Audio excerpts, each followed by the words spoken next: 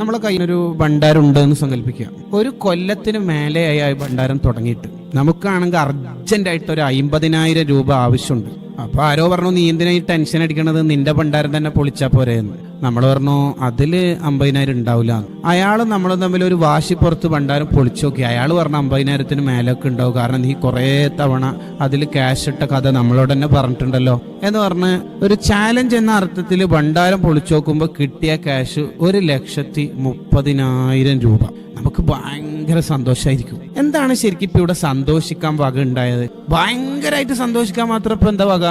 നമ്മൾ തന്നെയല്ലേ ഈ 1,30,000 രൂപ അതിലിട്ടത്, വേറൊരാൾ 5 പൈസ ഇട്ടിട്ടില്ല. അപ്പൊ നമ്മൾ ഇട്ട ആ ക്യാഷ് അവിടെ തന്നെ ഉണ്ട് എന്നുള്ളതിൽ ഇപ്പൊ എന്താ സന്തോഷിക്കേണ്ടത്? ഇപ്പൊ ഞാൻ കയ്യിൽ കെട്ടിയിരിക്കുന്ന വാച്ച് പ്രസംഗം കഴിയുമ്പോഴേക്ക് കയ്യിൽ തന്നെ ഉണ്ട്, അതുകൊണ്ട് ഇപ്പൊ സന്തോഷം ഉണ്ടാവോ? ഞാൻ വെച്ച ക്യാഷ് ഭണ്ഡാരത്തിലുണ്ട്, പിന്നെ എങ്ങനെയാ സന്തോഷം? സന്തോഷിക്കാനുള്ള കാരണം എന്ന് പറഞ്ഞാല് നമ്മൾ അത്ര പ്രതീക്ഷിച്ചിട്ടില്ല എന്നുള്ളതാണ്. അപ്രതീക്ഷിതമായി ഇത്രയും വലിയ സംഖ്യ കിട്ടിയപ്പോൾ സ്വന്തം പണമാണെങ്കിലും നമുക്ക് വലിയ ഹാപ്പി ഉണ്ടാവും. ഇതേപോലെ സരിയു സിഖ്തി റളിയല്ലാഹു അൻഹു പറയാണ്, നിന്റെ ഖബർ എന്ന ഒരു ലോകത്തെ നീ ഭണ്ഡാരായിട്ട് സങ്കല്പിക്കുക. എന്നിട്ട് 10ന്റെ നോട്ട്, 5ന്റെ കോയന് കണ്ടാളോടെല്ലാം സലാം പറയാ. ആരെങ്കിലും സലാം പറഞ്ഞ വഅലൈക്കും അസ്സലാം എന്ന് മാത്രം പറയുന്നതിന് പകരം റഹ്മത്തുള്ളാന്നും കൂടി കൂട്ടിയിട്ട് 20ന്റെ നോട്ട് ഇടുക. ഇനി ബറക്കാത്തും കൂടി കൂട്ടിയിട്ട് 30 ആക്കുക. ഡെയിലി കുറെ സലാത്ത് എല്ലിയിട്ട് 2000ന്റെ നോട്ട് ഇടുക. പിന്നെ ആരെങ്കിലുമൊക്കെ പാവപ്പെട്ടവർ നമ്മുടെ കൂട്ടുകാരിൽ ഉണ്ടെങ്കിൽ അവരെയൊക്കെ സഹായിച്ചിട്ട് 2000ന്റെ കുറെ നോട്ടിടുക. ഇങ്ങനെ നമ്മളെ ഖബറിനെ ഭണ്ഡാരായി സങ്കല്പിച്ച് ഒരുപാട് നന്മ അവിടെ ഇൻവെസ്റ്റ് ചെയ്യും.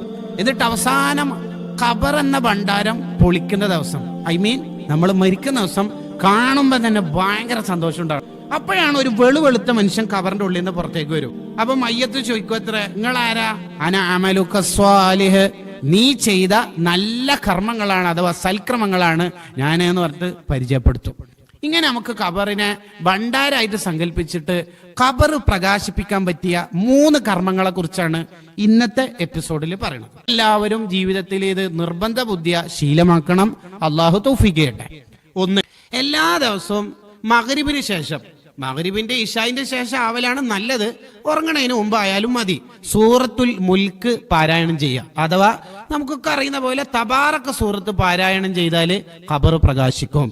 ഖബറിനെ നമുക്ക് സന്തോഷമുള്ള വീടായിട്ട് നമുക്ക് മാറ്റാൻ കഴിയും. സൂറത്തുൽ മുൽക്ക് നിത്യമായി പാരായണം ചെയ്യണം. ഇനി എന്തെങ്കിലും ക്ഷീണം കൊണ്ടോ മറ്റോ ഉറങ്ങിപ്പോയാല് രാവിലെ ഓതിയാൽ മതി. അതിന്റെ അർത്ഥം എപ്പോഴും ക്ഷീണം കൊണ്ട് അർണം കൊണ്ട് ഉറങ്ങണ്ട, നമ്മൾ രാത്രി തന്നെ ഓതണം. മുത്തുനബി സല്ലല്ലാഹു അലൈഹി വസല്ലമ തങ്ങള് തബാറക സൂറത്ത് ഓതാതെ ഉറങ്ങാറില്ലായിരുന്നു എന്ന ഹദീസിലുണ്ട്. നബി സല്ലല്ലാഹു അലൈഹി വസല്ലമ തങ്ങളെ